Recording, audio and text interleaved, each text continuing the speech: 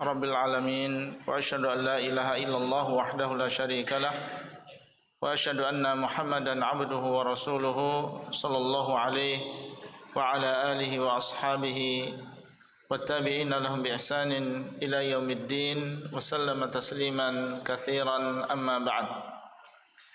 Alhamdulillah, segala puji hanyalah untuk Allah Rabbul Alamin, Rabb semesta alam. Kita bersaksi bahwa tidak ada sesembahan yang berhak disembah kecuali Allah, tidak ada sekutu baginya. Dan kita bersaksi bahwasanya Muhammad adalah hamba Allah dan juga Rasulnya. Salawat dan salam semoga senantiasa Allah SWT limpahkan kepada beliau, keluarga beliau, para sahabat beliau, dan orang-orang yang mengikuti mereka dengan baik sampai akhir zaman. Para hadirin sekalian yang dimuliakan oleh Allah, ini adalah pertemuan yang kedua dalam rangka mempelajari sebuah kitab yang ditulis oleh salah seorang di antara imam-imam Ahlus Sunnah wal Jamaah, kitab I'tiqadu A'immati Ahlil Hadith, yang ditulis oleh Abu Bakar Ahmad ibn Ibrahim ibni Ismail al-Ismaili, yang meninggal dunia pada tahun 371 Hijriah. Dan beliau, sebagaimana telah berlalu biografinya, adalah termasuk imam-imam madhab Syafi'i. Dan insyaallah pada pertemuan yang kedua ini, setelah kita membahas sebelumnya dasar dan sumber yang dipakai oleh Ahlus Sunnah wal Jamaah di dalam masalah akidah dan agama secara umum, dan bahwasanya kita kembali kepada Al-Quran dan hadis-hadis yang sahih, dan bahwasanya akidah Ahlussunnah wal Jamaah intinya adalah pada rukun iman yang 6. Beriman kepada Allah, beriman kepada para malaikat, kitab-kitab, para rasul, takdir, dan beriman dengan hari akhir. Maka setelahnya beliau rahimahullah ingin menjelaskan kepada kita tentang akidah Ahlussunnah wal Jamaah di dalam masalah nama dan juga sifat Allah. Nah, siapa yang baca?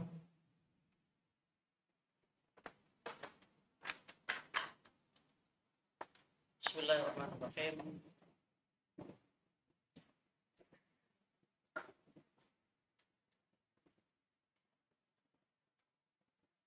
اللهم اغفر لنا ولأستاذنا ولمشايخه ولوالديه وللحاضرين. قال المؤلف رحمه الله تعالى: ويعتقدون أن الله تعالى مدعو بأسمائه الحسنى موصوف بصفاته التي سمى ووصف بها نفسه ووصفه بها نبيه صلى الله عليه وسلم. Nah, diartikan. Terjem. Dan Ahlus Sunnah meyakini bahwasanya Allah Ta'ala disuruh dengan nama-namanya yang husna dan disifati dengan sifat-sifat yang ia namai dan berikan sifat untuk dirinya dengan sifat tersebut. Dan Nabi Shallallahu Alaihi Wasallam mensifati Allah Taala dengan sifat-sifat tersebut. Nah, berkata Al-Ismaili rahimahullah, wa ya'taqidun, dan mereka meyakini. Dan yang dimaksud dengan mereka di sini adalah Ahlus Sunnah wal Jamaah. Yang dimaksud dengan mereka di sini adalah Ashabul Hadis, Ahlul Hadis. Karena sebelumnya beliau mengatakan anna madhhaba ahli hadithi ahli sunnati wal jamaah. Beliau tidak sedang berbicara tentang orang-orang yang menyelisih ahlu sunnah wal jamaah. Beliau ingin mengajarkan kepada kita bagaimana akidah yang dimiliki oleh ahlu sunnah wal jamaah. Wa ya'taqidun, dan mereka meyakini anna Allah Ta'ala mad'uun bi asma'ihil husna. Mereka meyakini bahwasanya Allah SWT diseru, diminta dengan nama-namanya yang husna.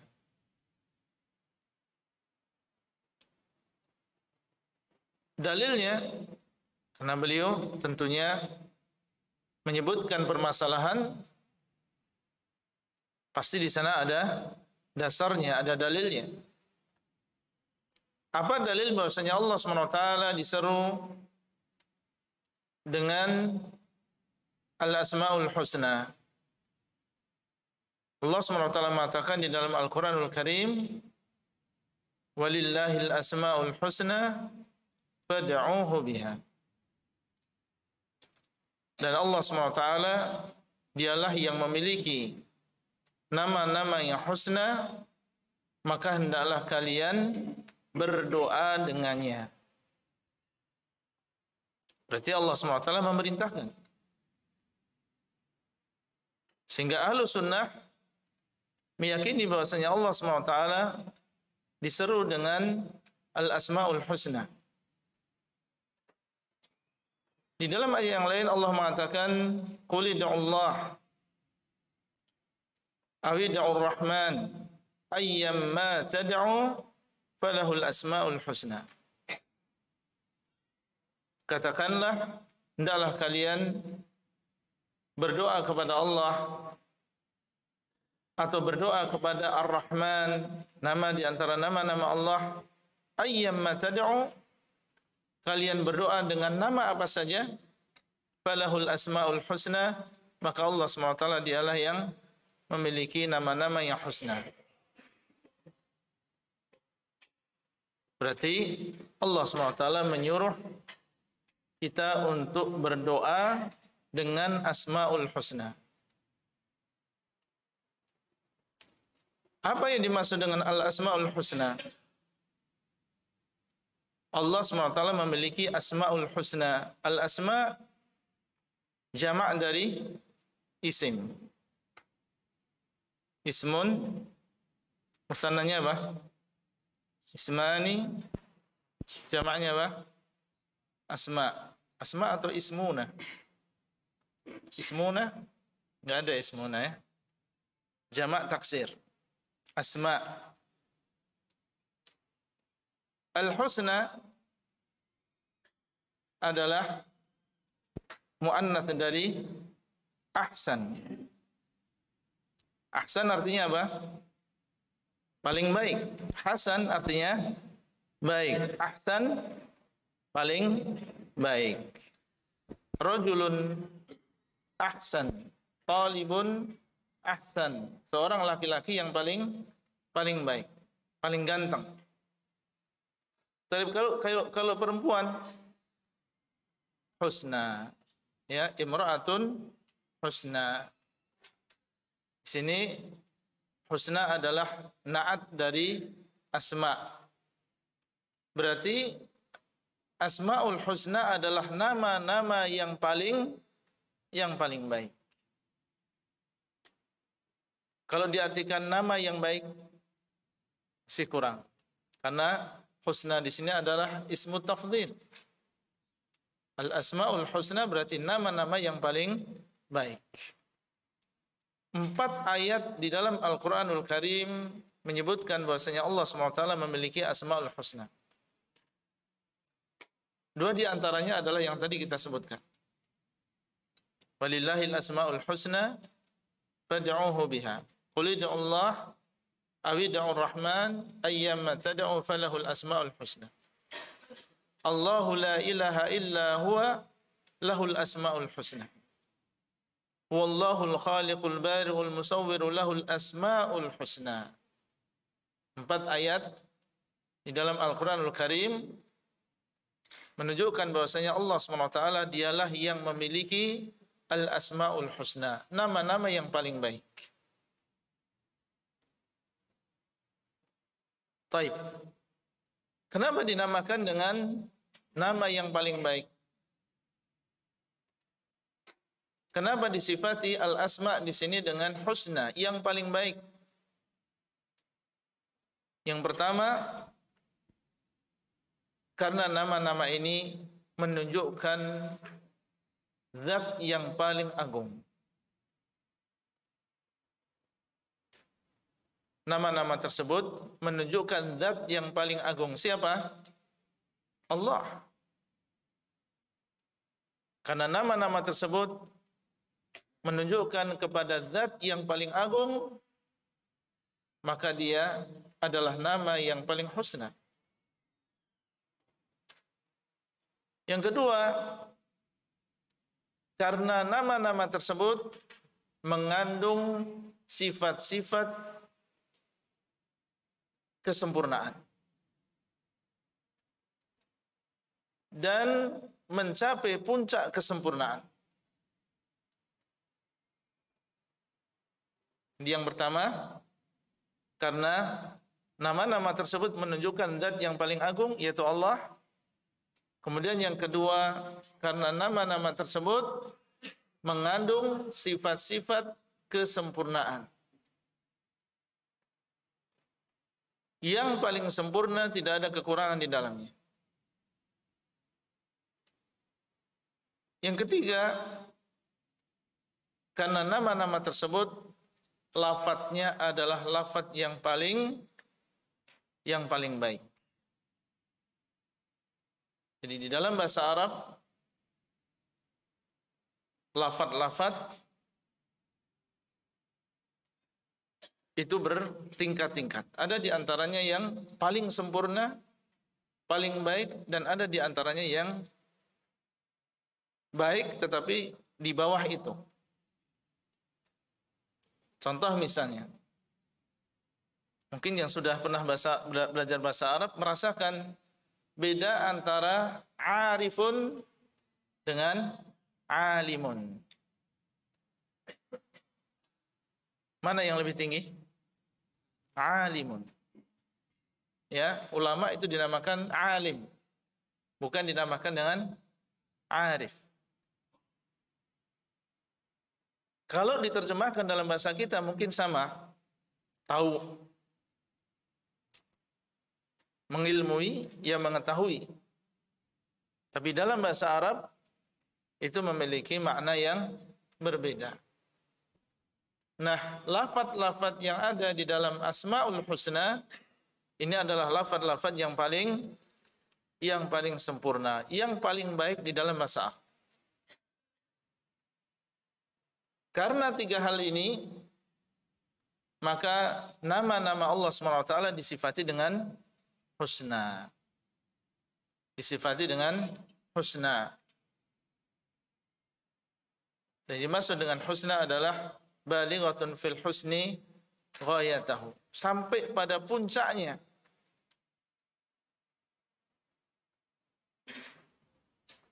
Maka Ahlussunnah wal Jamaah meyakini bahwasanya Allah SWT diseru dengan Asmaul Husna.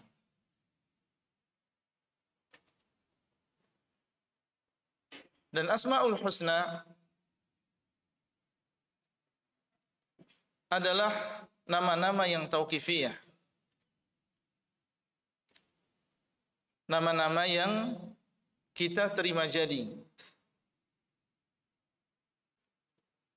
Yang berhak untuk memberi nama bagi Allah SWT adalah Allah sendiri.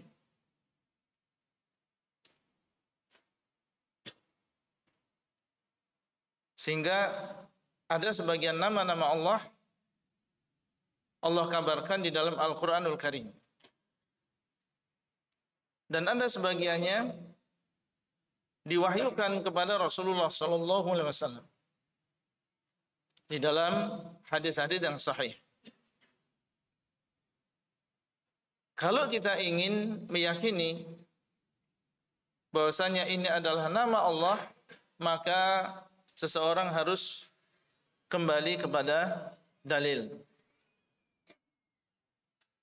Jangan sampai dia memberi nama Allah dengan nama yang tidak ada dalilnya di dalam Al-Quran maupun hadis Nabi SAW. Tadi sudah disebutkan bahwasanya nama Allah SWT ini adalah mengandung makna yang paling sempurna. Maka Allah SWT dialah yang paling berhak untuk memberi nama dirinya sendiri. Baik. Apa di antara nama-nama Allah yang Allah sebutkan di dalam Al-Quran? Contohnya apa misalnya? Coba yang di sini sebelah kanan. Antum. Sebutkan satu nama Allah yang ada di dalam Al-Quran. Apa? Ar-Rahman. Ar-Rahman. Sahih. Allah SWT mengatakan Ar-Rahmanir Rahim. Berarti di sini kita mengetahui bahwasanya di antara nama Allah adalah Ar-Rahman. Allah SWT yang mengabarkan kepada kita di dalam surat Al-Fatihah, di dalam surat-surat yang lain, bahwasanya di antara namanya adalah Ar-Rahman. Apa yang harus kita lakukan? Ya kita tetapkan bahwasanya di antara nama Allah yang husna adalah Ar-Rahman. Taib. Satu lagi dari Al-Quran setelahnya. Siapa? Apa? Al-Qayyum. Al-Hayyu. Al-Hayyu. Dalilnya apa?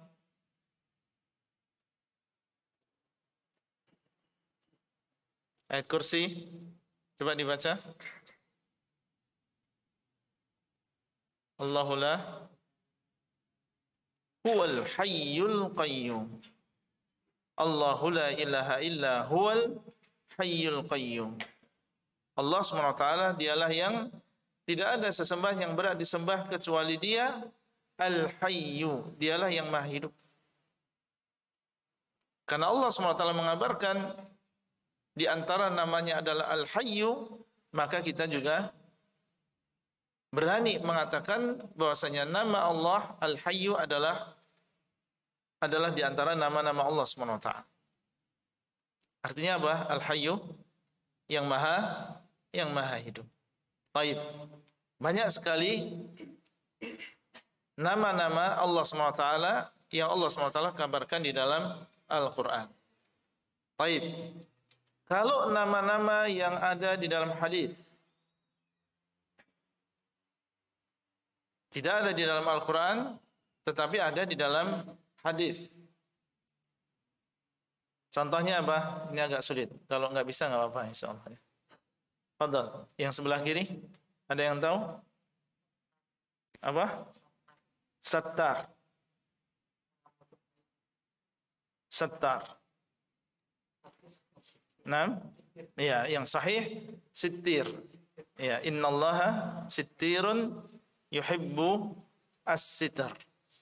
As-sittir yang menutupi. Di dalam Al-Quran enggak ada. Tapi Nabi SAW mengabarkan bahwasanya Allah SWT dialah as-sittir. Jadi kalau ada yang namanya Abdus Sittir boleh. Karena as-sittir ini adalah nama di antara nama-nama Allah. Dikabarkan oleh Nabi SAW. Nabi tahunya dari mana? Dari Allah. Allah SWT mewahyukan kepada beliau bahwasanya di antara nama-namanya adalah Sittir. Makanya kita berani untuk mengatakan As-Sittir adalah di antara nama-nama Allah.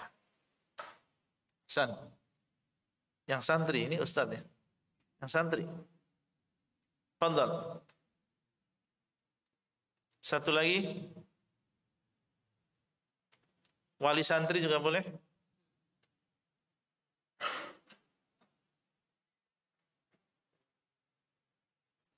Ya. Ada yang tahu? Kembali ke kanan. Ada yang tahu? Salah nggak apa-apa. Taib. Apa contohnya misalnya? Dalam Arba'in Nawawiyah. Tayyibun. Ada kan? Innallaha tayyibun la yaqbalu illa tayyiban. At-tayyib adalah nama di antara nama-nama Allah. Seorang bisa memberi nama anaknya dengan Abdut Tayyib, hamba dari At-Tayyib, yaitu Allah SWT. Tayyib. Berarti ada nama-nama yang kita ketahui adalah nama-nama Allah di dalam Al-Quran, dan ada di antaranya yang ada di dalam As-Sunnah. Demikian seorang Muslim, dia menetapkan nama bagi Allah SWT sesuai dengan dalil. Dan di sana ada nama-nama Allah yang tidak Allah sebutkan di dalam Al-Quran dan tidak disebutkan di dalam hadis. Tapi nama-nama tersebut Allah simpan di dalam ilmu gaib. Kita tahu atau tidak? Tidak. Tidak disebutkan di dalam Al-Quran dan tidak disebutkan di dalam hadis. Disimpan oleh Allah di dalam ilmu gaib. Di dalam sebuah hadis Nabi SAW ketika beliau menyebutkan atau mengajarkan kepada kita doa ketika dalam keadaan resah, dalam keadaan susah, diancam oleh orang misalnya, dibuat kita takut, dibuat kita gelisah, maka membaca doa ini. Allahumma inni abduka ibnu abdika ibnu amatika nasiyati biyadik madhin fiyya hukmuk adlun fiyya qada'uk. Ya Allah, aku adalah hambamu, anak dari hambamu laki-laki, anak dari hambamu wanita, ubun-ubunku berada di tanganmu. Madhin fiyya hukmuk, adlun fiyya qada'uk. Takdirmu ya Allah pasti akan mengenai diriku. Kalau ini dipahami oleh seseorang, dicerna, maka di situ ada ajakan untuk beriman dengan takdir Allah. Sekedar dia mengingat bahwasanya seluruh perkara adalah ditakdirkan oleh Allah, maka insya Allah akan mengurangi rasa resahnya, gelisahnya, takutnya, bahkan mungkin bisa hilang sama sekali. Ma'adhin fiyya hukumku ya Allah. Apa yang engkau takdirkan pasti mengenai diriku. Mau hidup, mati, bencana, nikmat. Disambung adlun fiyya qada'uk, dan apa yang engkau takdirkan ya Allah pasti itu adalah keadilan bagi diriku. Tidak ada kezaliman di dalam apa yang Allah takdirkan.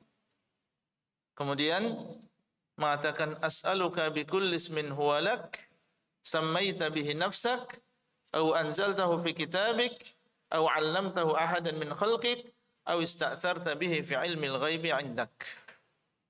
Ya Allah, aku memohon kepadamu dengan seluruh nama yang itu adalah milikmu,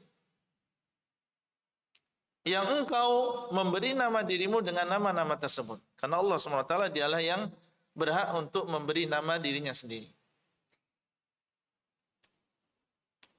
Kemudian beliau SAW menyebutkan beberapa jenis nama yang Allah miliki. Di antaranya adalah au anzaltahu fi kitabik, atau engkau turunkan nama-nama tersebut di dalam Al-Quran. Seperti tadi, Ar-Rahman, Ar-Rahim, Al-Hayyu, Al-Qayyum, Al-Quddus, As-Salam, Al-Mu'min. Au 'allamtahu ahadan min khalqi, atau engkau ajarkan nama-nama tersebut kepada salah seorang di antara hamba-hambamu. Diajarkan kepada siapa? Kepada Nabi Muhammad SAW. Bukan maksudnya diajarkan kepada sembarang orang, karena yang mendapatkan wahyu adalah Nabi. Kemudian beliau sallallahu alaihi wasallam mengatakan, "Aw ista'tharta bihi fi ilmil ghaibi 'indak," atau engkau simpan nama-nama tersebut di dalam ilmu ghaib di sisimu. Berarti Nabi sallallahu alaihi wasallam mengabarkan bahwasanya di sana ada 3 jenis nama, ada yang Allah turunkan di dalam Al-Qur'an, ada yang ada di dalam hadis, ada yang disimpan di dalam ilmu ghaib. Yang di dalam ilmu ghaib tidak kita ketahui. Siapa yang mengetahui? Allah SWT. Dari sini para ulama menjelaskan bahwasanya nama-nama Allah Al-Husna ini tidak bisa dibatasi dengan bilangan tertentu. Karena di sana ada nama-nama Allah yang ghaib, yang kita tidak mengetahuinya, belum diajarkan kepada kita, Allah simpan di dalam ilmu ghaib.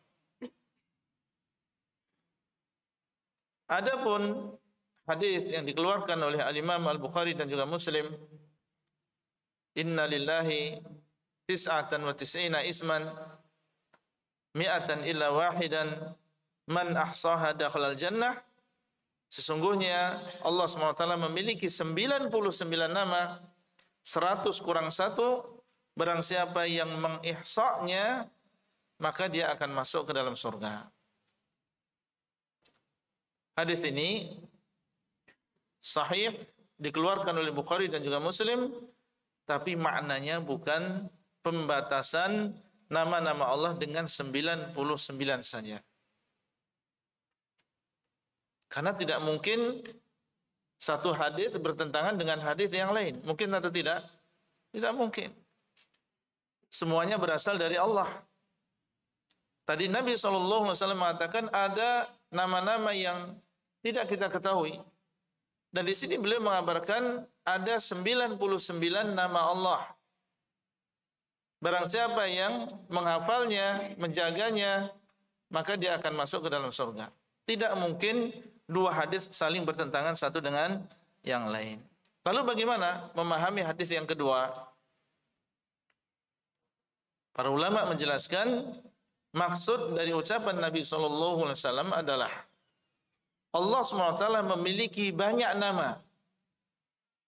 Di antara nama-nama tersebut ada 99 nama. Barang siapa yang mengihsa'nya, maka dia akan masuk ke dalam surga. Jadi beliau sallallahu alaihi wasallam mengabarkan di sini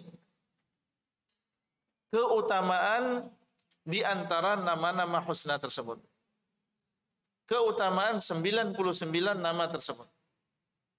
Dan tentunya 99 nama ini ada di dalam Al-Qur'an dan juga hadis. Tidak mungkin beliau sallallahu alaihi wasallam mengabarkan tentang keutamaan 99 nama, ternyata 99 nama ada di ilmu ghaib. Pasti ada di dalam Al-Quran dan juga hadis. Sekali lagi, Allah SWT memiliki banyak nama. Di antara nama-nama tersebut ada 99 yang kalau kita mengihsa'nya, maka kita akan masuk ke dalam surga. Itu maksudnya. Berarti pembatasan atau bukan? Bukan. Seperti misalnya Ustadz bilang, saya punya 1 juta, saya siapkan untuk bersedekah nanti sore. Apakah maksudnya Ustadz hanya punya 1 juta? Tidak. Ustadz mungkin punya 3 juta. Tapi Ustadz siapkan 1 juta untuk bersedekah. Ustaz katakan, Ustaz punya 1 juta yang Ustaz siapkan untuk bersedekah misal. Bukan maksudnya adalah membatasi uang hanya 1 juta saja. Atau seseorang mengatakan, saya memiliki 50 budak yang disiapkan untuk bekerja. Bukan berarti dia hanya memiliki 50 budak saja. Mungkin dia memiliki lebih daripada itu. Jadi sekali lagi, nama-nama Allah SWT adalah lebih dari 99 berdasarkan hadis yang pertama, dan 99 yang disebutkan dalam hadis yang kedua tadi itu bukan berarti pembatasan. Beliau hanya menyebutkan keutamaan mengihsa 99 nama tadi. Sehingga para ulama ahlu sunnah setelah itu mereka berijtihad. Mereka membaca Al-Quran dari awal sampai akhir. Kemudian setiap kali mereka mendapatkan di dalam satu ayat nama di antara nama-nama Allah, mereka tulis. Ayat yang setelahnya dan seterusnya. Setiap kali mereka menemukan satu ayat yang di situ ada nama Allah, mereka tulis. Kalau berulang cukup dengan satu. Setelah selesai satu Al-Quran, maka mereka ke hadis-hadis Nabi SAW, membaca hadis-hadis Nabi SAW dan berusaha untuk mengeluarkan dari hadis-hadis tersebut yang berkaitan dengan nama-nama Allah. Setelah dikumpulkan, ini dari Al-Quran, ini dari hadis. Kalau ada yang berulang, maka dijadikan satu. Kemudian akhirnya muncullah ijtihad para ulama. Dan masing-masing dari mereka berijtihad. Ada yang berbeda, ada yang sama. Nah, di antara yang paling bagus wallahu alam dalam mengumpulkan 99 nama tersebut. Dan beliau sebutkan dalilnya satu persatu dari Al-Quran. Kalau itu adalah nama dari hadis, maka dia sebutkan hadisnya adalah Syekh Muhammad bin Saleh Al-Utsaimin rahimahullah. Di dalam kitab beliau Al-Qawaidul Muthla, dan beliau juga mensyarah kitab ini. Kalau kita ingin mungkin berkenan untuk menghafal nama-nama Allah yang husna, maka bisa kembali kepada kitab tersebut. Disebutkan oleh beliau rahimahullah dengan dalil-dalilnya. Karena di sana ada ijtihad-ijtihad yang lain yang mungkin kita dapatkan di mushaf, di ghilafnya, di covernya, itu biasanya ada penyebutan nama-nama yang husna, tapi kalau kita melihat ada sebagiannya yang tidak berdasarkan dalil yang sahih. Tidak berdasarkan dalil yang sahih. Nah, mad'un bi asma'il husna. Ahlus sunnah wal jamaah mereka meyakini bahwasanya Allah SWT diseru dengan menyebutkan asma'ul husna. Sekarang apa yang dimaksud dengan mad'un di sini? Apa yang dimaksud dengan diseru di sini? Walillahil asmaul husna fad'uuhu biha. Allah SWT memiliki nama-nama yang husna, maka hendaklah kalian berdoa dengannya. Berdoa kepada Allah dengan nama-nama yang husna. Jadi maksud dengan berdoa di sini ada dua makna. Doa ada dua jenis. Yang pertama adalah du'a'u as-sana'i wal ibadah. Doa yang maknanya adalah memuji dan beribadah. Itu juga dinamakan dengan doa.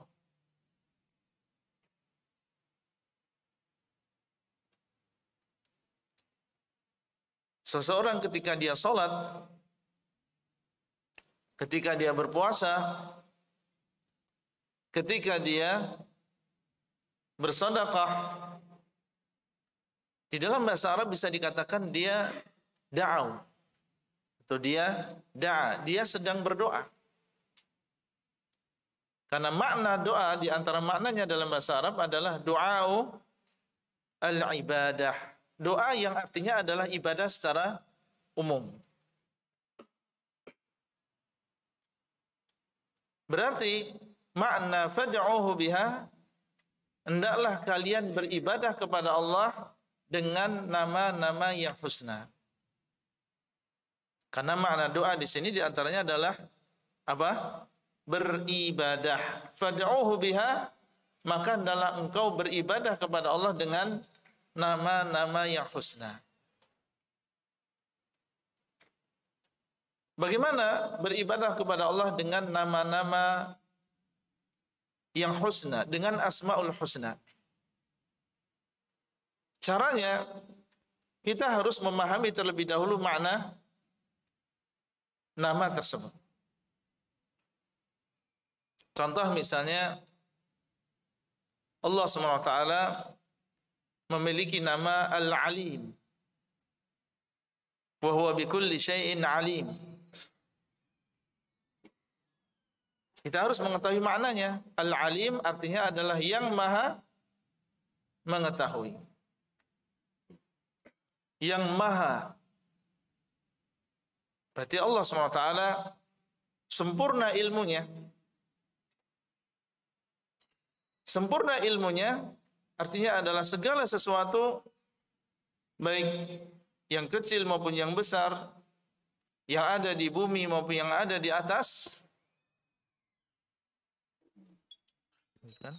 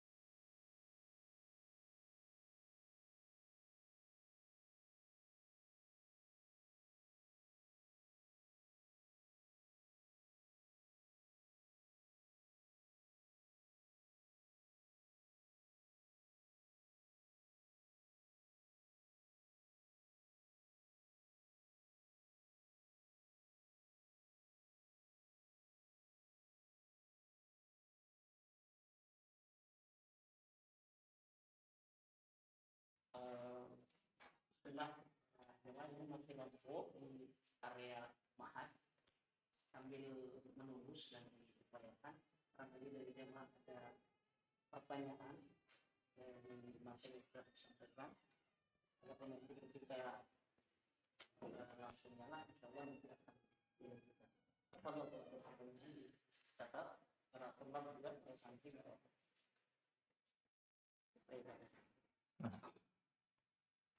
Fadhal, kita gunakan waktu sampai listrik kembali insyaallah. Mungkin ada pertanyaan? Nah.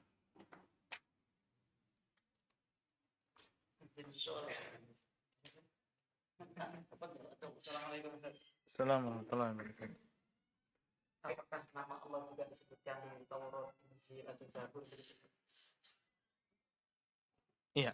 Apakah nama Allah juga disebutkan di dalam Taurat dan juga Injil? Nah, tentunya Taurat yang asli yang diturunkan kepada Nabi Musa alaihissalam, Injil yang asli yang diturunkan kepada Nabi Isa alaihissalam, tentunya di sana disebutkan nama Allah.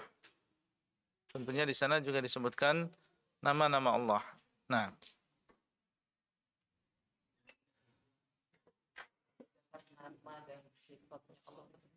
gimana? Iya. Ya. Bagaimana cara membedakan antara nama dan juga sifat? Antum namanya siapa antum? Hah? Siapa?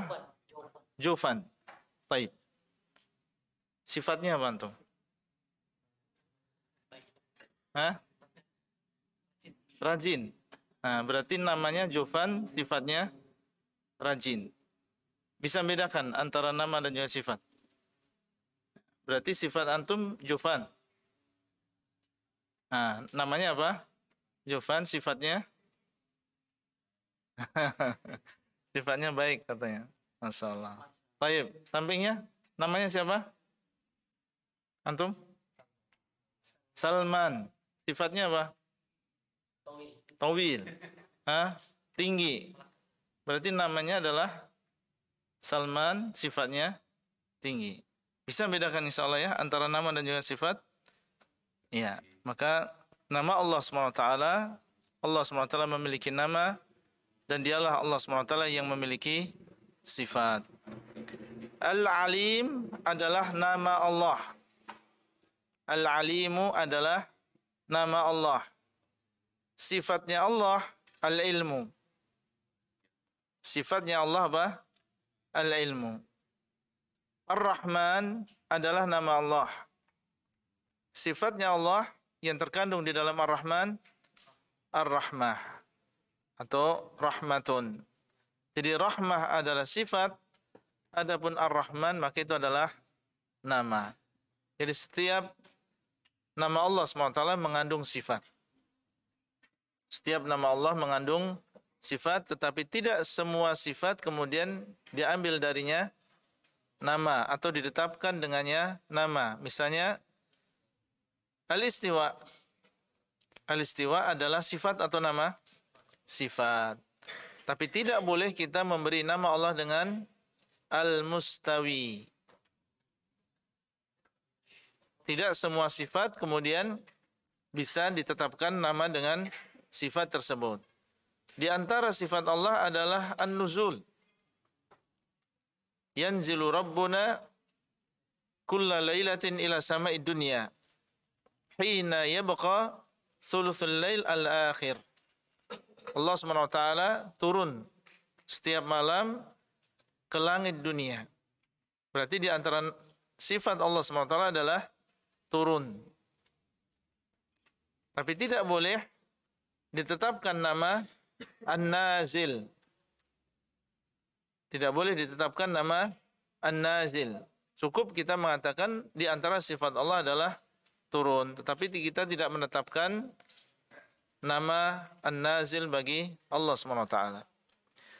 Boleh seseorang menyandarkan ubudiyah kepada nama. Tapi tidak boleh dia menyandarkan ubudiyah kepada sifat. Mengatakan Abdul Alim boleh. Tapi Abdul Ilmi tidak boleh. Abdul Rahman boleh. Abdul Rahmah boleh tidak? Tidak boleh. Abdul Halim boleh. Abdul Hilmi tidak boleh. Nah, ini perbedaan antara nama dan juga sifat Allah Subhanahu wa taala. Nah.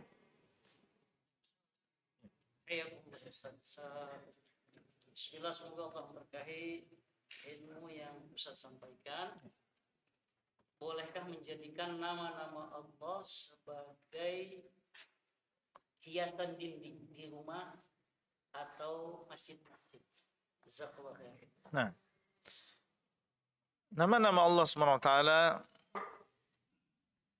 tentunya adalah nama-nama yang mulia. Sesuai dengan namanya, dia adalah husna, yang paling indah, yang paling sempurna, yang paling baik. Maka seseorang bersikap terhadap nama-nama tersebut, memperlakukan nama-nama tersebut dengan sesuatu yang diinginkan oleh Allah Subhanahu wa taala. Apa yang Allah inginkan terdapat di dalam Al-Quran dan juga hadis Nabi SAW. Di antaranya adalah kita menghafalnya. Karena di antara makna ihsa tadi yang disebutkan dalam hadis man ahsaha, di antaranya adalah menghafal.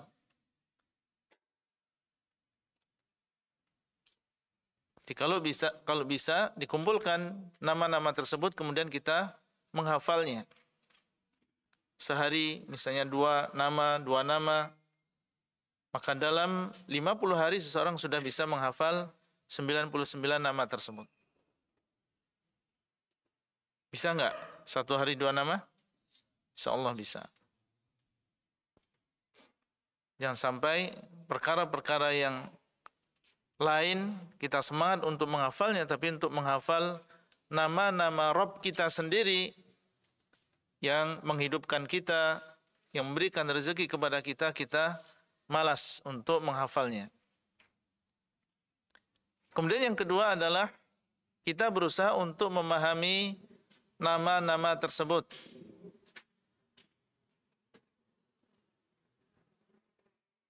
Dua nama yang kita hafalkan, kita mencoba untuk memahaminya. Bahkan seandainya 1 nama saja setiap hari, kemudian kita benar-benar memahami maknanya, maka itu sudah kebaikan yang besar. Setiap hari seseorang semakin mengenal Allah SWT dengan mengenal nama-namanya. Kemudian yang ketiga adalah mengamalkan nama tersebut dalam kehidupan sehari-hari. Yang tadi kita akan jelaskan sebelum listriknya mati tadi. Jadi kalau kita mengetahui bahwasanya Allah SWT dialah Al-Alim yang maha mengetahui, berarti Allah mengetahui di mana saja, apa saja, kapan saja aku berada. Amalkan nama Allah Al-Alim tersebut. Tunjukkan bahwasanya kita meyakini bahwasanya Allah SWT dialah yang maha mengetahui segala sesuatu.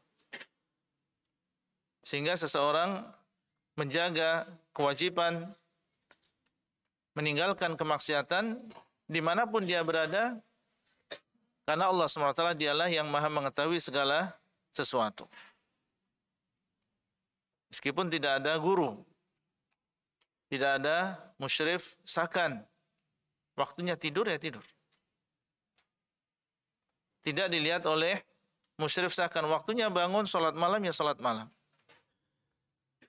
Ingin mengamalkan nama Allah SWT Al-Alim. Allah SWT dialah yang maha tahu. Ya Allah, meskipun mudir, musyrif, mudaris mereka tidak lihat, tapi engkaulah yang maha mengetahui segala sesuatu.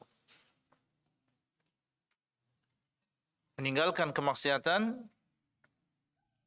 tidak melanggar peraturan-peraturan yang ada di pondok, karena meyakini bahwasanya Allah SWT dialah yang maha mengetahui segala sesuatu. Ini namanya beramal dengan Asmaul Husna. Kemudian yang keempat adalah berdoa dengan Asmaul Husna tersebut dalam doa-doanya. Seperti misalnya ketika kita meminta kepada Allah rezeki dalam keadaan ekonomi yang serba pas-pasan, dan dia tahu bahasanya Allah SWT di antara namanya adalah Ar-Razzaq. Seluruh yang ada di langit dan di bumi adalah milik Allah. Termasuk di antaranya adalah kekayaan yang ada di dalam bumi, yang ada di lautan, yang dideteksi oleh manusia maupun yang belum dideteksi oleh mereka. Allah SWT mampu untuk memberikan itu kepada kita. Tidak usah menunggu waktu 1 minggu, 1 bulan. Dalam 1 detik Allah SWT mampu untuk memberikan kepada kita segala sesuatu tersebut. Tapi Allah SWT dialah yang maha bijaksana. Allah berikan rezeki kepada seseorang sesuai dengan kadarnya. Dan Allah SWT terkadang menahan rezeki dari seseorang, dibatasi rezekinya. Karena Allah SWT tahu seandainya orang tersebut diluaskan rezekinya oleh Allah, dikhawatirkan dia akan berlebihan. Dikhawatirkan dia akan melenceng dari jalan yang lurus. Kemudian dia berdoa, ya Allah, ya Razzaq, urzukni. Wahai Zat yang memberikan rezeki, berikanlah rezeki kepadaku. Maka ini termasuk mengamalkan Asmaul Husna. Berdoa dengan nama-nama Al-Husna tersebut. Nah, ini cara untuk mengamalkan Asmaul Husna. Adapun cara-cara yang lain, ya seperti menaruh di dinding, atau mungkin sebagian ditulis di kertas, kemudian dikalungkan, dan lain-lain, maka ini bukan cara yang dilakukan oleh Nabi SAW dan tidak pernah dilakukan oleh para salaf. Bukan dengan cara seperti itu kita bermuamalah dengan nama-nama Allah SWT yang husna. Jadi caranya adalah tadi 4 perkara yang sudah kita sebutkan, kita menghafalnya, kemudian kita memahami maknanya, kemudian yang ketiga kita amalkan dalam kehidupan kita sehari-hari, kemudian yang keempat adalah ketika kita berdoa memuji Allah dengan menyebutkan nama-nama yang husna tersebut. Wallahu taala a'lam. Nah, pertanyaan berikutnya, Assalamualaikum. Bagaimana cara membedakan nama-nama yang khusus untuk Allah yang tidak boleh dijadikan nama untuk anak kita tanpa menyandarkan penghambaan atau kalimat abdun, dan mana yang boleh? ya. Tentunya di antaranya adalah kita melihat bagaimana dahulu para salaf. Bagaimana dahulu para salaf, para sahabat, para tabi'in, para imah, mereka bermuamalah dengan nama-nama tersebut. Contoh misalnya Hakim. Ada di antara sahabat Nabi SAW yang namanya Hakim. Dan di antara nama Allah adalah Al-Hakim. Berarti boleh memberi nama anak kita dengan Hakim. Meskipun tanpa di sana disebutkan Abdun, hanya disebutkan Hakim saja boleh. Tapi tidak boleh ditambah al. Tidak boleh ditambah al. Cukup mengatakan apa? Hakim.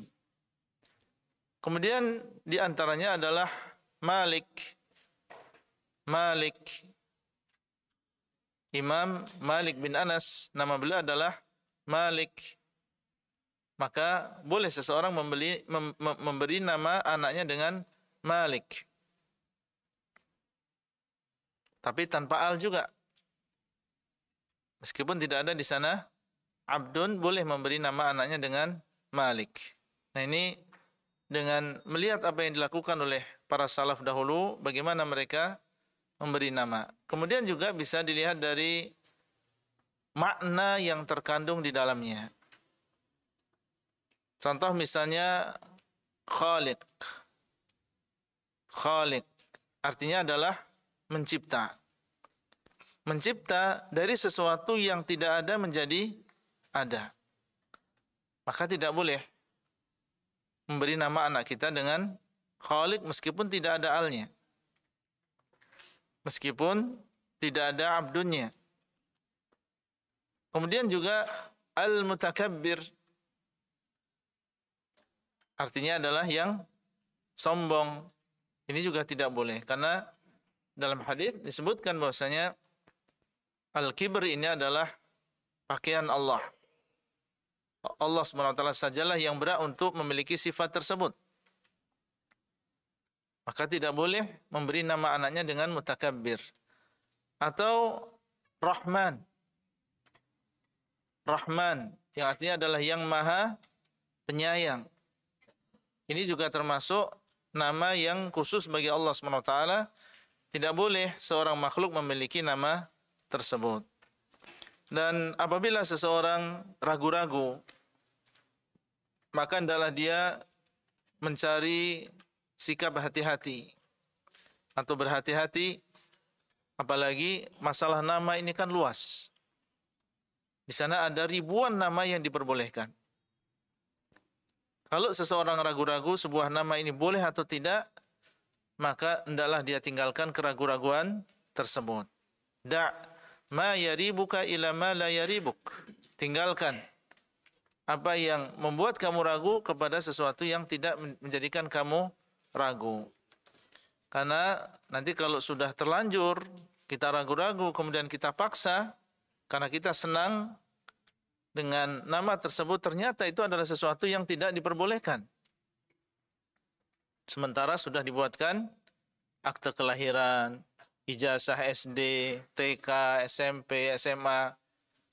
Ternyata itu adalah sesuatu yang salah. Kemudian anaknya juga belajar dan anaknya tahu juga ternyata nama ini adalah nama yang salah, tidak diperbolehkan. Akhirnya menyesal. Dan ini banyak, mohon maaf ya, karena mungkin sedang semangat beragama, dan tentunya dari sisi ini kita gembira banyak saudara-saudara kita yang memberi nama anaknya dengan nama-nama bahasa Arab. Ya, tapi ketika kita lihat di absen, ini macam-macam namanya ya. Ya, namanya macam-macam. Kalau anak-anaknya santri dan juga santriwatinya sudah tahu ini salah ini. Ya, tapi maksudnya adalah niat yang baik dari orang tua ingin memberi nama anaknya dengan bahasa Arab, yaitu dengan nama yang Islami. Tapi karena belum mengetahui dengan benar bagaimana cara memberi nama, akhirnya sering terjadi kesalahan dalam memberi nama anak-anak tersebut.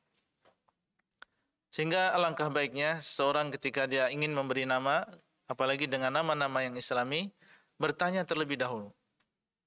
Ya, bertanya terlebih dahulu kepada orang yang berilmu. Jangan hanya sekedar main tunjuk di Quran gitu ya. Karena Al-Quran semuanya bahasa Arab, buka misalnya halaman berapa langsung tunjuk. Nah, itu yang ditunjuk berarti itu yang digunakan untuk nama. Ini jangan sampai seperti itu. Ya, siapa tahu di situ malah ada nama Jahannam atau nama syaitan, nama iblis. Kita tanya dulu kepada orang yang berilmu, Ustaz, kalau namanya ini boleh atau tidak? Nah,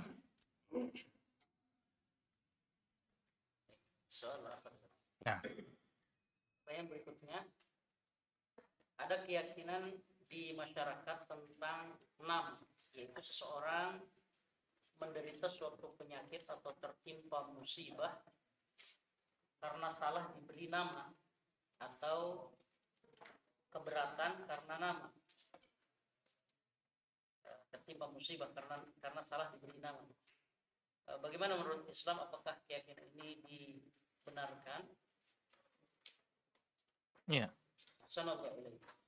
Nah, di sana ada keyakinan seseorang atau anak dia sakit-sakitan. Kemudian ada yang mengatakan ini namanya keberatan, ini harus diganti namanya misalnya. Apakah yang demikian ada dalilnya? Jawabannya adalah tidak ada dalil yang demikian. Tidak ada dalil yang menunjukkan bahwasanya orang yang memiliki nama misalnya panjang atau namanya adalah nama yang baik, misalnya Abdullah atau Abdurrahman, kemudian ini menjadi sebab dia sakit-sakitan. Kita tahu bahwasanya Allah SWT dialah yang memberikan manfaat dan dia yang menurunkan mudarat. Dialah yang memberikan nikmat dan dialah yang memberikan musibah. Dan dialah yang menciptakan sebab-sebab musibah tersebut. Dan dialah yang menciptakan sebab-sebab nikmat tersebut.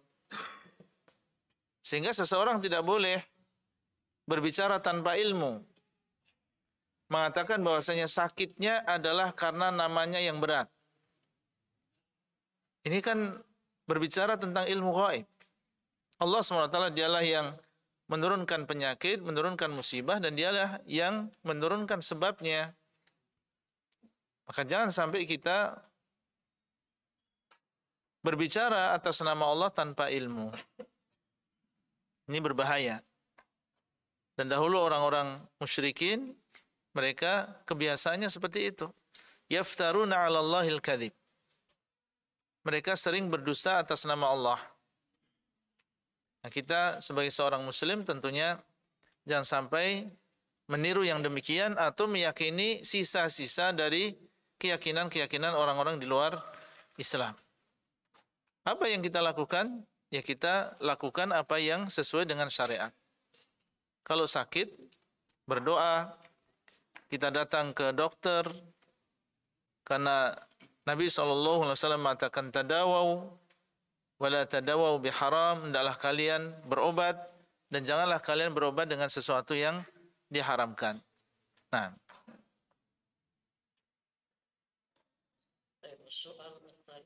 pertanyaan berikutnya.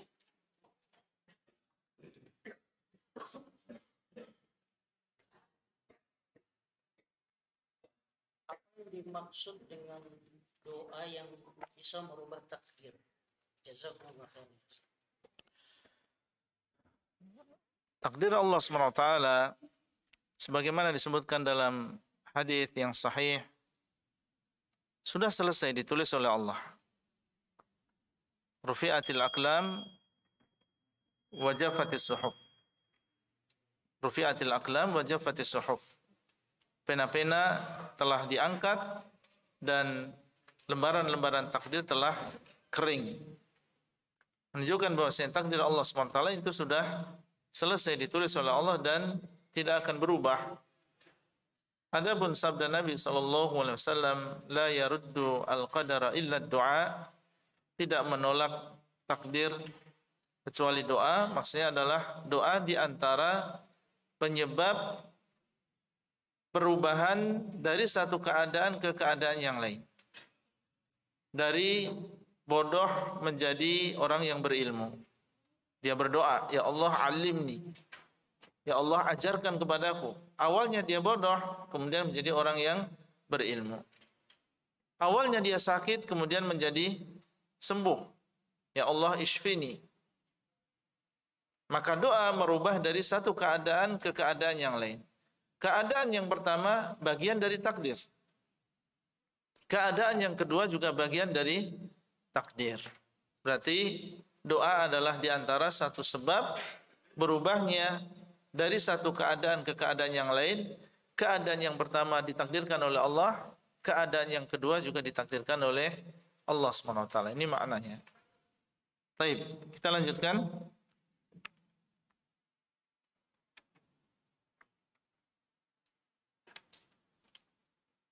Ya. Tadi sudah kita sampaikan bahwasanya berdoa kepada Allah dengan nama-nama yang husna ini ada dua makna. Berdoa yang artinya adalah ibadah. Berdoa yang artinya adalah ibadah. Dan sudah kita sampaikan contohnya adalah Al-Alim. Al-Alim nama di antara nama-nama Allah yang husna. Bagaimana cara beribadah dengan nama Allah Al-Alim? Merasa diawasi oleh Allah dimanapun kita berada. Muraqabatullah. Ini berarti mengamalkan nama-nama Allah yang husna. Contoh yang lain, Allah SWT memiliki nama At-Tawwab, yang artinya apa? Yang maha memberikan taubat. Bagaimana cara mengamalkannya? Ketika seseorang mengetahui bahwasanya Allah SWT dialah At-Tawwab, dialah yang maha memberikan taubat, maka dia ketika berdosa tidak berputus asa dari rahmat Allah. Meskipun banyak dosanya. Meskipun dia sering melakukan dosa. Untuk mengamalkan nama Allah At-Tawwab, maka tidak boleh dia berputus asa dari rahmat Allah. Bahkan senantiasa dia mengharapkan taubat dan juga rahmat dan juga ampunan dari Allah SWT. Ini mengamalkan Asmaul Husna. Di antara nama Allah lagi misalnya apa? Al-Ghani. Dialah yang maha kaya. Bagaimana cara mengamalkannya? Bagaimana cara mengamalkannya? Seseorang tidak putus asa dalam mencari rezeki.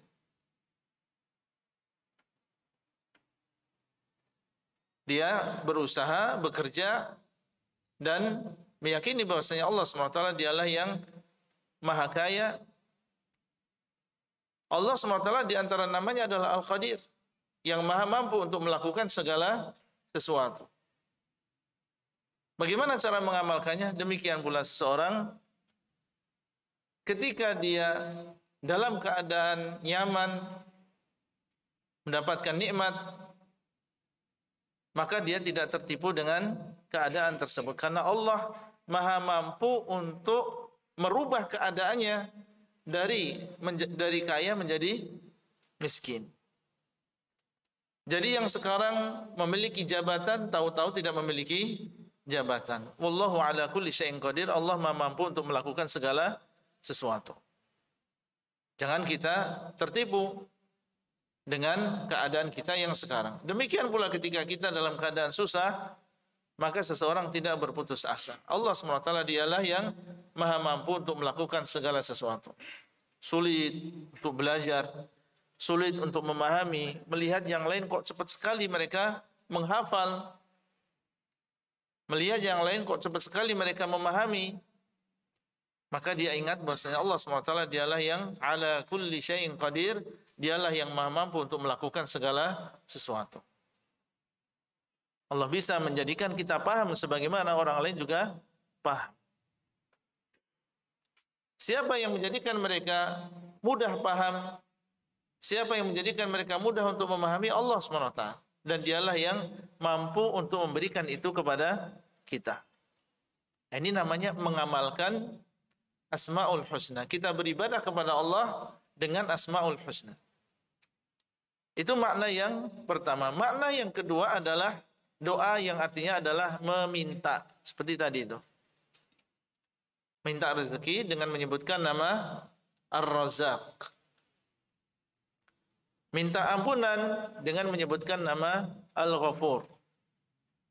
Meminta taubat dari Allah dengan menyebutkan nama At-Tawwab dan seterusnya.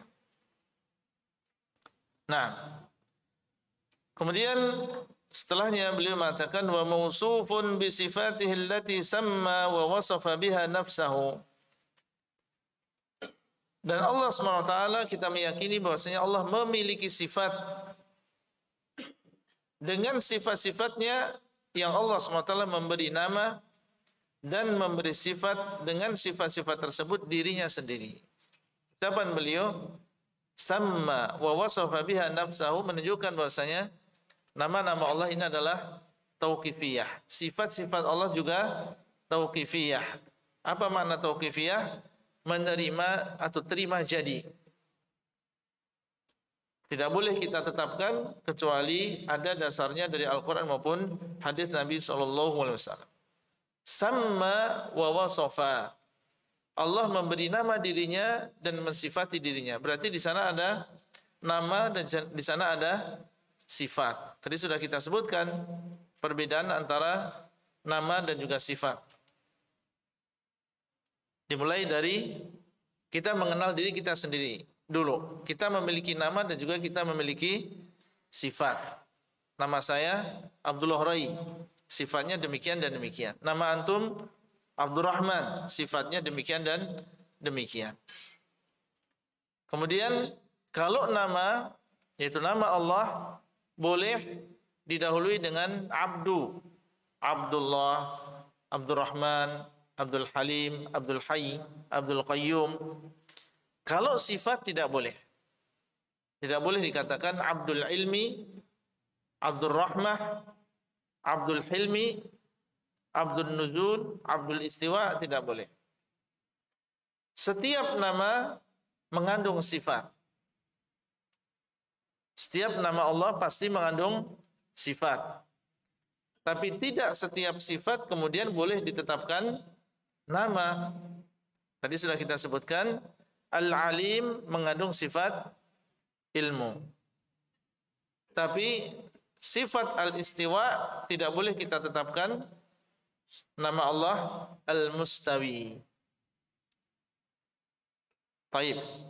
Samma wa wasafa biha nafsahu wa wasafahu biha nabiyuhu sallallahu alaihi wasallam. Atau yang mensifati Allah adalah Nabi Muhammad sallallahu alaihi wasallam. Berarti ada dua sumber.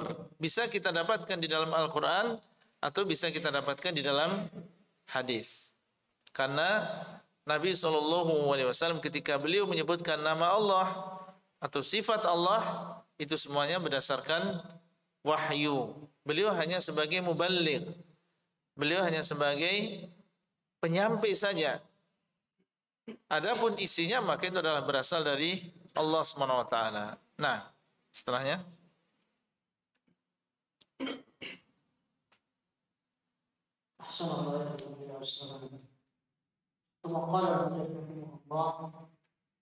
خلق آدم بيده ويداه مبسوطتان ينفق كيف يشاء بلا اعتقاد كيف. Nah. Kemudian setelahnya beliau menyebutkan satu sifat di antara sifat-sifat Allah yang Allah sebutkan di dalam Al-Qur'an. Beliau menyebutkan satu contoh setelah tadi menyebutkan kaidahnya secara global, kita meyakini nama dan juga sifat Allah, baik yang ada di dalam Al-Quran maupun yang disebutkan dalam hadis. Maka beliau menyebutkan contohnya. Khalaqa Adama biyadihi. Allah SWT menciptakan Nabi Adam dengan tangannya.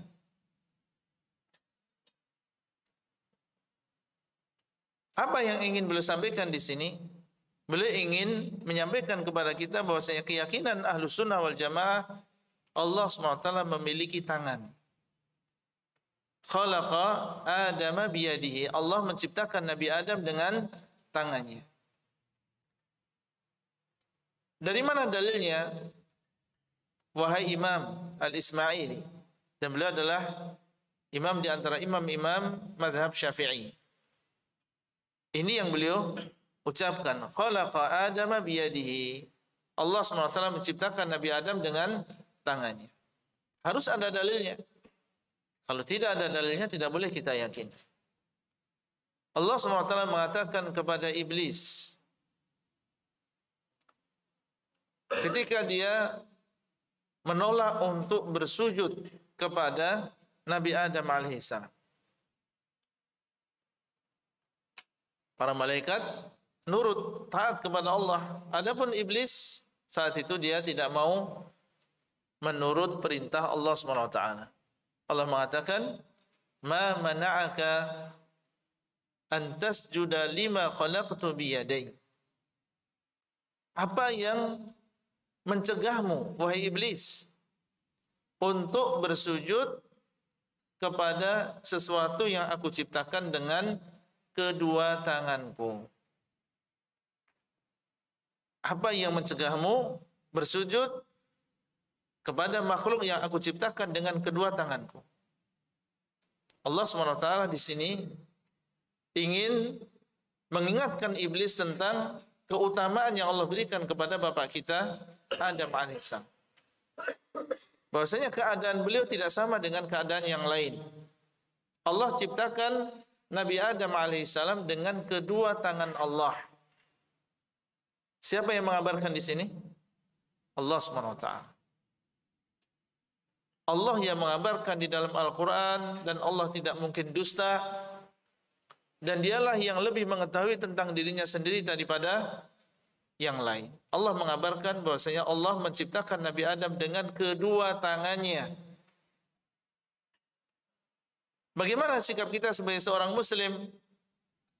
Sikap kita sebagai seorang hamba Allah yang katanya harus tunduk, harus taat, membenarkan, beriman. Tidak ada bagi kita kecuali beriman dan mengikrarkan, meyakini apa yang Allah sebutkan di dalam Al-Quran. Bolehkah kita mengatakan Allah tidak punya tangan? Ini bukan sikap orang yang beriman. Orang beriman ya beriman, percaya, membenarkan apa yang Allah katakan di dalam Al-Quran. Apakah kita merasa diri kita lebih tahu tentang diri Allah daripada Allah SWT? Ditambah lagi ayat-ayat yang lain.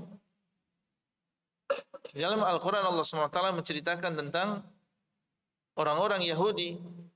Wa qalatil yahudu yadullahi maghlulah.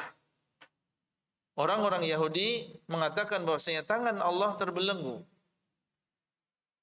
Ghullat aydihim wa lu'inu bima qalu. Justru tangan-tangan mereka yang terbelenggu. Dan maksud mereka adalah mensifati Allah dengan bakhil. Allah tidak mau memberikan kepada orang-orang Yahudi.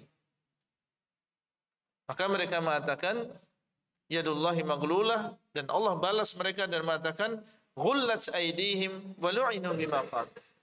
Justru tangan-tangan mereka yang terbelenggu. Orang-orang yang paling bakhil adalah orang-orang Yahudi. Walu'inu bima qalu, dan mereka dilaknat dengan sebab apa yang mereka ucapkan. Karena ini celaan kepada Allah SWT Rabbul Alamin. Kalau Allah saja Rabbul Alamin mereka cela, mereka katakan bahwasanya Allah fakir, bahwasanya Allah hullat yadahu, lalu bagaimana dengan makhluk? Maka tidak heran kalau mereka membunuh para nabi, membunuh para rasul, menghinakan mereka. Kalau nabi saja mereka ingin bunuh, bahkan ada yang sudah terbunuh seperti Yahya, Zakaria, Nabi Isa mereka niat untuk membunuhnya. Tapi Allah SWT selamatkan Nabi Isa.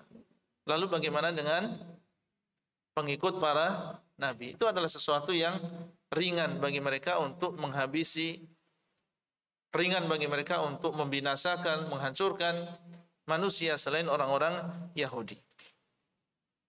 Syahidnya di sini Allah SWT membantah mereka dan menjelaskan bahwa mereka dilaknat dengan sebab ucapan mereka.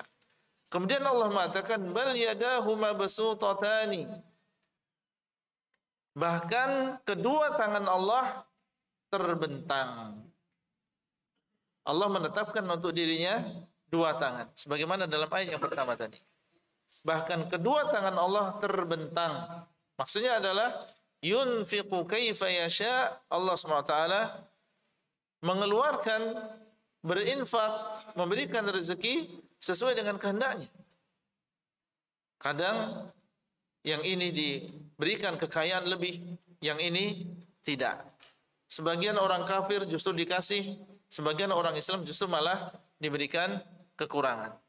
Kaifa yasha. Allah SWT memberikan rezeki sesuai dengan kehendaknya. Tapi kalau Allah SWT yang menghendaki, maka kehendak Allah adalah sesuai dengan hikmah. Allah SWT kalau melakukan, meskipun Allah melakukan sesuai dengan kehendaknya, tapi yang Allah lakukan pasti di sana sesuai dengan hikmah, sesuai dengan kebijaksanaan, bukan asal-asalan. Bal yadahu mabsutatani yunfiqu kaifa yasha. Maka ini harus kita yakini Allah SWT memiliki dua tangan sebagaimana yang Allah SWT sebutkan di dalam Al-Quran. Bagaimana dengan hadis? Di dalam hadis Nabi SAW juga mengabarkan bahwasanya Allah SWT memiliki tangan. Di dalam hadis yang berisi tentang syafaat di hari kiamat, ketika manusia berbondong-bondong datang kepada Nabi Adam alaihissalam, karena mereka sudah di padang mahsyar dalam waktu yang sangat panjang, melelahkan, menyusahkan. Akhirnya mereka pun datang kepada Nabi Adam dan meminta kepada beliau untuk berdoa kepada Allah supaya menyegerakan al-qadha. Maka mereka mengatakan, ya Adam, anta abuna khalaqakallahu biyadihi. Wahai Adam, engkau adalah bapak kami. Allah telah menciptakan dirimu dengan tangannya. Hadisnya sahih. Allah SWT telah menciptakan dirimu dengan tangannya. Menunjukkan bahwasanya Allah SWT memiliki tangan. Hadis menunjukkan bahwasanya Allah memiliki tangan. Ayat Quran juga menunjukkan bahwasanya Allah SWT memiliki tangan. Bagaimana sikap kita sebagai seorang yang beriman? Ya, kita meyakini apa yang Allah kabarkan, meyakini apa yang Rasulullah SAW kabarkan. Beliau mengatakan setelahnya, bila i'tiqadi kaifin. Ini penting. Tanpa meyakini kaifiyahnya, tanpa meyakini bagaimananya. Maksudnya apa? Tanpa meyakini bahwasanya tangan Allah serupa dengan tangan makhluk. Ini catatan atau poin yang penting di dalam masalah ini. Ketika kita mengatakan bahwasanya Allah SWT memiliki tangan, jangan sampai kita meyakini bahwasanya tangan Allah sama dengan tangan makhluk. Atau mengatakan tangan Allah seperti ini. Tidak membandingkan, tetapi dia mengatakan tangan Allah seperti ini misalnya. Warnanya ini, besarnya seperti ini.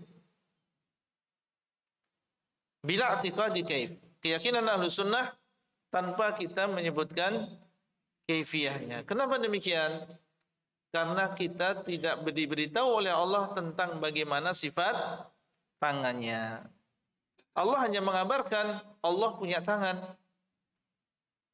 Allah mengabarkan bahwasanya Allah memiliki dua tangan.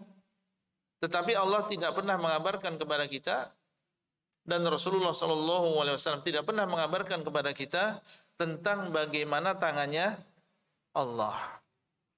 Maka jangan kita membagaimanakan tangan Allah. Mengatakan bahwasanya tangan Allah sama dengan tangan manusia. Dari mana ucapan seperti itu? Atau mengatakan tangan Allah adalah seperti ini. Dari mana ucapan seperti itu? Lalu apa yang harus kita ucapkan ya Ustaz?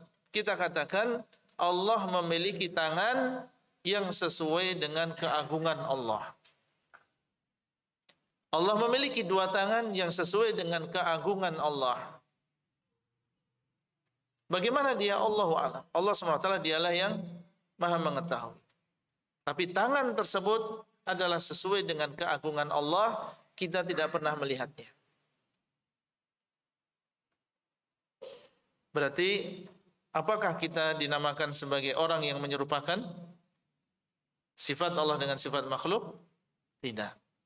Kita yakini Allah memiliki sifat tangan tersebut, dan kita yakini bahwasanya sifat tangan tersebut tidak sama dengan tangan makhluk.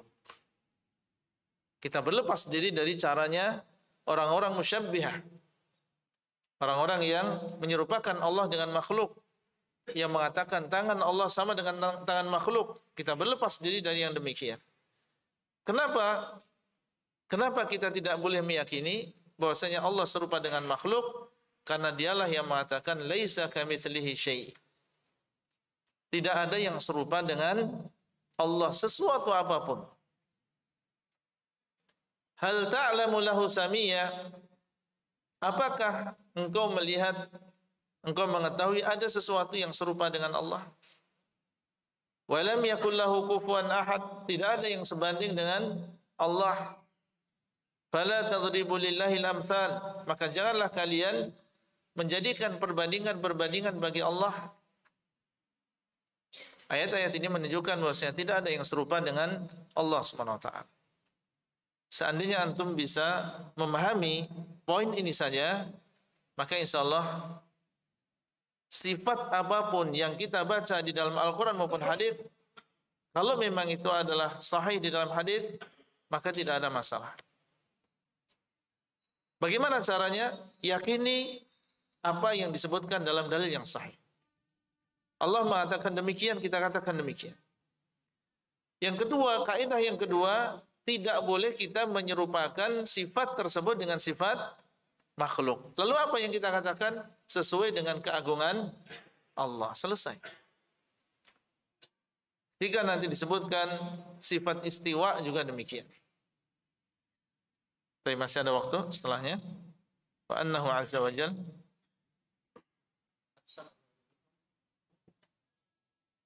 ثم قال المؤلف رحمه الله وأنه عز وجل استوى على العرش بلا كيف إن الله تعالى انتهى. طيب. فإن الله تعالى أنهى إلى أنه استوى على العرش ولم يذكر كيف كان استواءه. Nah.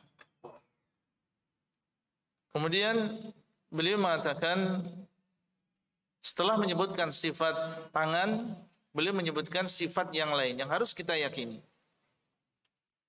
Wa annahu azza wa jalla istawa 'alal 'arsy.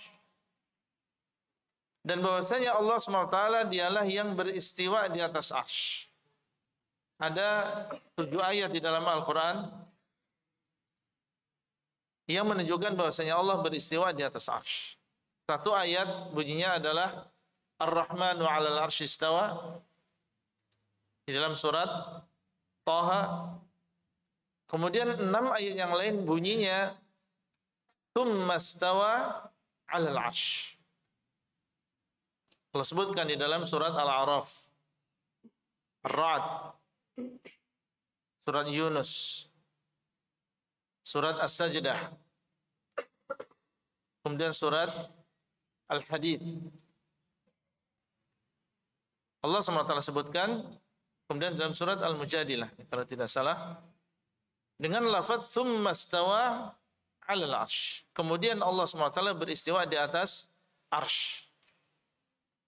7 ayat di dalam Al-Quran semuanya menunjukkan bahwasanya Allah beristiwa di atas arsy. Lalu apa yang menjadikan seseorang ragu-ragu untuk mengatakan bahwasanya Allah SWT memiliki sifat istiwa di atas arsy? Dan arsy adalah makhluk Allah. Dia adalah makhluk Allah yang paling besar.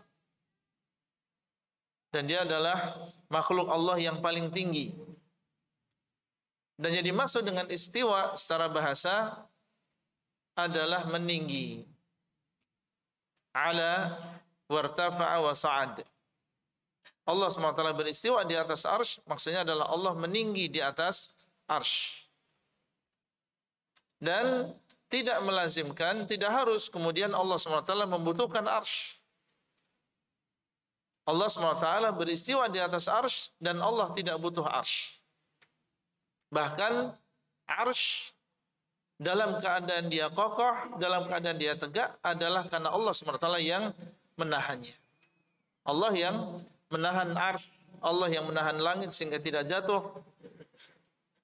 Arsy lah yang butuh kepada Allah, bukan Allah SWT yang butuh kepada arsy.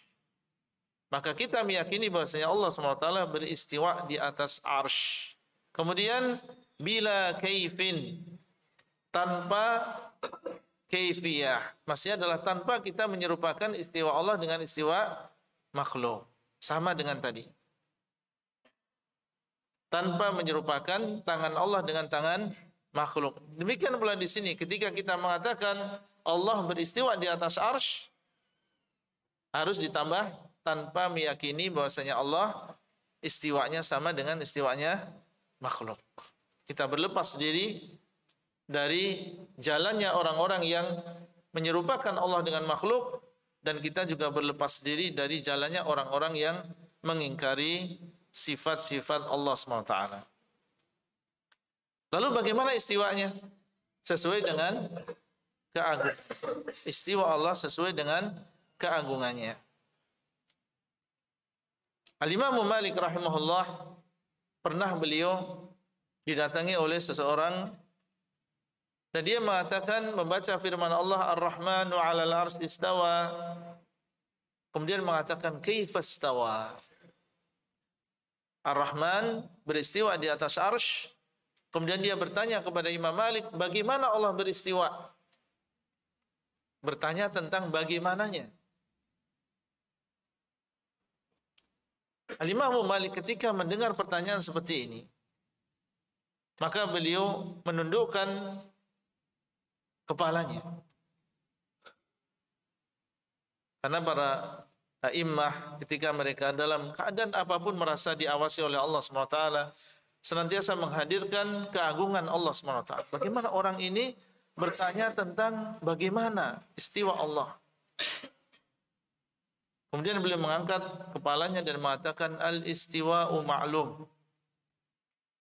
Istiwa itu adalah sesuatu yang diketahui maknanya dalam bahasa Arab. Artinya adalah meninggi.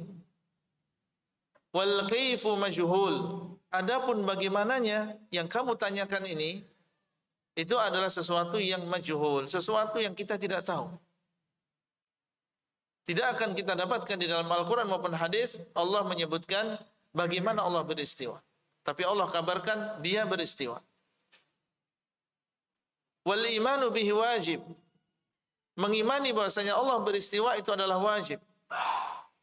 Was-su'alu anhu bid'atun, dan bertanya tentang bagaimana Allah SWT beristiwa itu adalah sesuatu yang bid'ah. Tidak pernah ditanyakan oleh para sahabat, tidak pernah ditanyakan oleh para tabi'in kepada para sahabat. Tidak ada di antara mereka yang bertanya dengan pertanyaan bagaimana Allah beristiwa. Bagaimana Allah turun? Bagaimana tangan Allah? Itu tidak pernah ditanyakan. Kenapa demikian? Karena mereka sudah berilmu membaca firman Allah, laisa kamitslihi syai'. Tidak ada yang serupa dengan Allah. Kenapa ditanyakan tentang bagaimananya? Sehingga pertanyaannya adalah pertanyaan yang bid'ah. Bertanya tentang bagaimana istiwa Allah, bagaimana tangan Allah, ini adalah pertanyaan yang bid'ah. Laisa kamitslihi syai'. Tidak ada yang serupa dengan Allah Subhanahu wa taala. Fa inna Allah taala intaha min dzalika ila annahu istawa 'alal arsy. Karena sesungguhnya Allah Subhanahu wa taala dialah yang sempurna sampai bahwasanya Allah Subhanahu wa taala dialah yang beristiwa di atas arsy. Wa lam yadhkur kaifa kana istiwa'uhu. Dan Allah Subhanahu wa taala tidak menyebutkan bagaimana cara beristiwanya. Jadi yang paling disebutkan oleh Allah di sini adalah Allah SWT beristiwa. Intaha ila dzalik. Selesainya di situ saja. Selesainya adalah bahwasanya Allah beristiwa di atas arsy. Tidak lebih dari itu. Allah SWT tidak mengabarkan kepada kita tentang bagaimananya. Walam yadhkur kaifa kana istiwa'uhu. Allah tidak menyebutkan tentang bagaimana istiwanya. Jadi bagaimana sikap kita Ahlussunnah dengan sifat istiwa ini? Ya kita tetapkan sebagaimana datangnya. Dan tidak boleh kita serupakan sifat istiwa itu dengan istiwa makhluk. Jadi ketika kita menetapkan, Bapak Ibu sekalian, bukan berarti kita menyerupakan sifat Allah dengan sifat makhluk. Satu permisalan yang mungkin sebagai penutup pada kajian kali ini. Seandainya ada seseorang yang sekarang dia masuk melalui pintu sebelah. Dia membawa karung yang isinya adalah seekor hewan. Dan kita tahu orang tersebut adalah orang yang jujur. Orang yang bukan orang yang berdusta. Kita kenal di pondok ini dia adalah orang yang jujur. Dia datang, buka pintu, Assalamualaikum. Para ikhwah sekalian, di dalam karung ini ada hewan yang belum pernah kalian lihat. Dia punya tangan, punya kepala, punya kaki. Baik, dia bawa hewan tersebut mungkin dari tempat yang jauh dan dia tahu di sini nggak ada hewan tersebut. Tapi dia kabarkan dia punya tangan, punya kaki, punya kepala, punya ekor. Baik, kita benarkan atau tidak orang tadi? Dia orang jujur dia. Kita benarkan. Kita benarkan bahwasanya yang di dalam karung dia ini adalah hewan yang memiliki ekor, memiliki tangan, memiliki kaki, memiliki kepala. Ketika saya misalnya mengatakan, oh betul, saya yakin antum benar, antum tidak bohong. Ketika saya mengatakan seperti itu, apakah berarti saya menyerupakan hewan yang dia bawa dengan tangan saya? Itu yang kita pahami? Bukan. Dia hanya mengabarkan dia punya tangan, punya kaki. Dan dia tidak mengabarkan kakinya sama dengan kaki antum. Tangannya sama dengan tangan antum. Dia cuma mengabarkan apa? Punya tangan, punya kaki. Dan dia mengatakan tidak ada di sini. Ketika saya mengatakan sodakta, kamu benar, bukan berarti saya menyerupakan tangan saya dengan tangan hewan tersebut. Atau mengatakan kepalanya sama dengan kepala kita. Lalu bagaimana tangannya? Tangannya sesuai dengan keadaan dia. Kakinya sesuai dengan keadaan dia. Kepalanya sesuai dengan keadaan dia sebagai hewan. Tapi kita paham makna tangan, makna kaki, makna kepala. Kita paham semuanya. Ketika kita meyakini, bukan berarti kita menyerupakan hewan tersebut dengan kita. Sama ketika Allah mengabarkan Allah beristiwa. Kita paham makna istiwa. Dan kita tetapkan Allah beristiwa. Tetapi kita tidak meyakini istiwa Allah sama dengan istiwa kita. Bagaimana istiwa Allah sesuai dengan keagungannya. Jadi tidak ada di sana tasybih. Dan tidak perlu di sana takwil. Tidak ada di antara kita yang menyerupakan Allah SWT dengan makhluk ketika menetapkan sifat-sifat tersebut. Barakallahu fikum. Mungkin itu yang bisa kita sampaikan. Dan pertanyaan tadi sudah disampaikan sebagiannya. InsyaAllah kita lanjutkan pada kesempatan yang akan datang. Sallallahu ala nabiyina Muhammad wa ala alihi wa sahbihi ajma'in. Wassalamualaikum warahmatullahi wabarakatuh.